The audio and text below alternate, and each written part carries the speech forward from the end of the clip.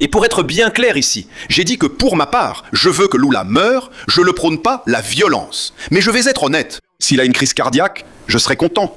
S'il fait un AVC et qu'il part en enfer, je serai content. C'est qu'actuellement, au Brésil,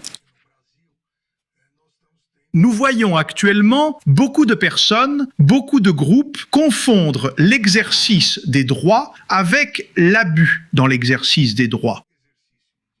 Ce sont des choses absolument différentes et l'une de ces confusions est exactement ce qui se passe ici.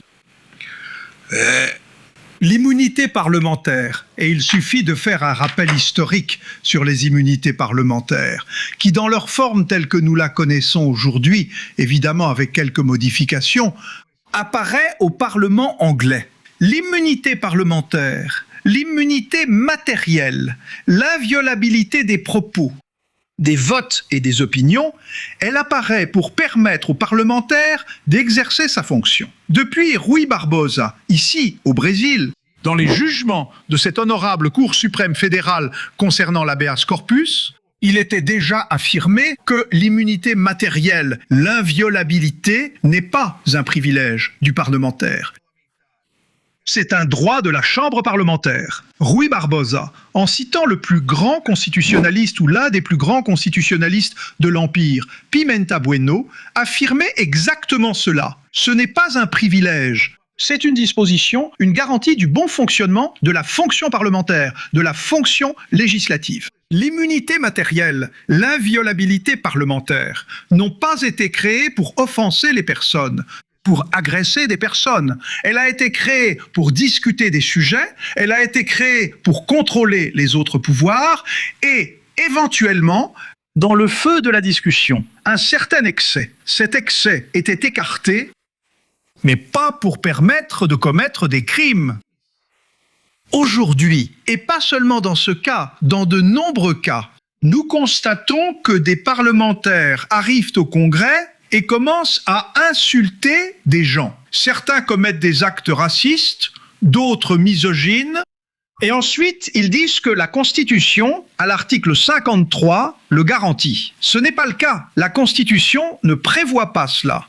Et cette Cour suprême, ce tribunal suprême fédéral, comme l'a bien souligné l'éminente rapporteuse, ce tribunal suprême fédéral a analysé et établi progressivement des actions concernant l'immunité matérielle à partir des théories existantes. Je cite dans mon vote une œuvre magnifique du professeur José Lévy. D'ailleurs, c'était l'habilitation du professeur José Lévy à l'Université de Sao Paulo sur les immunités matérielles, où il présente cette évolution à partir de deux grandes théories. La théorie de Blackstone et celle de Stuart Mill. Sur les immunités, l'une, dans un premier temps, affirmait que tout mot prononcé au sein du Parlement anglais serait couvert par l'immunité. Mais évidemment, la réalité de l'Angleterre au XIXe siècle était différente. On n'insultait pas l'autre. Et l'autre théorie, celle de Stuart Mill, qu'il serait nécessaire d'établir un lien de causalité avec la fonction exercée. Et ces théories, au fil du temps, elles se sont mélangées pour établir que ce ne soit pas seulement à l'intérieur du Parlement, dans notre cas du Congrès national, mais même à l'extérieur, lors d'une interview sur les réseaux sociaux actuellement, mais s'il y avait un lien avec la fonction parlementaire, cela serait couvert par l'immunité. Il n'y a aucun lien. Aucun lien avec l'activité parlementaire, cette clause appelée clause géographique, clause de lieu, n'a aucune importance. Ce qui importe, c'est le lien de causalité. Et l'éminente ministre Carmen Lucia, je ne vais pas répéter, a cité ici plusieurs précédents de la Cour suprême fédérale qui vont dans ce sens. Il ne me semble pas que dans une discussion, en fait à trois moments, comme l'a dit la rapporteuse. D'abord, la Commission de la sécurité publique et de la lutte contre le crime organisé. Ensuite, en séance plénière. Et ensuite, en sélectionnant, malheureusement, si votre Excellence a été parlementaire dans les deux chambres. Vous savez qu'aujourd'hui, de nombreux parlementaires ne se préoccupent que des likes sur les réseaux sociaux. Alors, ils insultent, puis enregistrent, un assistant en train d'enregistrer, et ensuite ils quittent la séance, font des montages et publient. Donc il y a 3 moments différents où le parlementaire offense. Pop! Il profère des insultes au président de la République. Complice du crime et de la disgrâce, je veux que tu meures. Même le diable n'en veut pas, va au diable. Imaginez si Blackstone et Stuart Mill, au Parlement anglais, pensaient à cette possibilité. C'est pour cela que certaines personnes ne se rendent pas compte lorsqu'elles se réfèrent à des études étrangères du 19e siècle pour justifier cet absurde que nous vivons aujourd'hui. Ce serait inimaginable qu'un parlementaire soit expulsé du Parlement anglais en réalité, sur le champ. Mais ici, au lieu de traiter de la sécurité publique et du crime organisé, c'est insulte sur insulte. Je veux vraiment qu'il meure. Et on va jusqu'à évoquer la maladie de l'actuel président.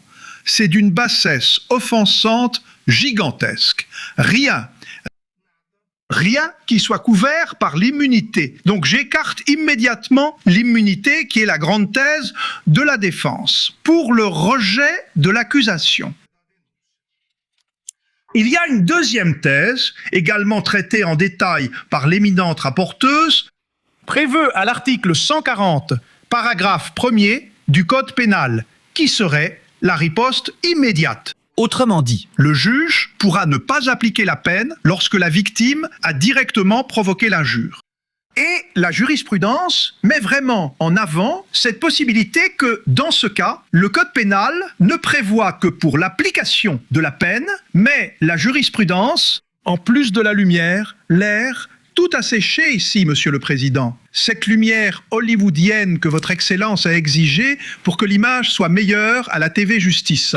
L'article 140, paragraphe 1, à l'alinéa 1, a permis à la jurisprudence d'admettre que, dès le début de la plainte, pour même ne pas engager l'action pénale, c'est le juge, ou dans notre cas, la chambre, qui peut le reconnaître. Mais ici, c'est très clair, il est dit, lorsque la victime, de manière répréhensible, a directement provoqué l'injure. La défense vient et dit qu'un autre député aurait dit. L'autre député n'a pas été offensé. Donc cet argument de la défense n'a absolument aucune raison d'être. De la même manière, nous savons qu'il y a l'indépendance des instances. Le fait que l'affaire ait été classée par le Conseil d'éthique et de décorum parlementaire n'affecte pas l'instance pénale, dans notre cas ici, pour la recevabilité de la plainte. Écartant donc ces 3 premières thèses de la défense, j'estime, tout comme l'éminente rapporteuse, que les conditions requises pour la recevabilité de la plainte sont réunies ici.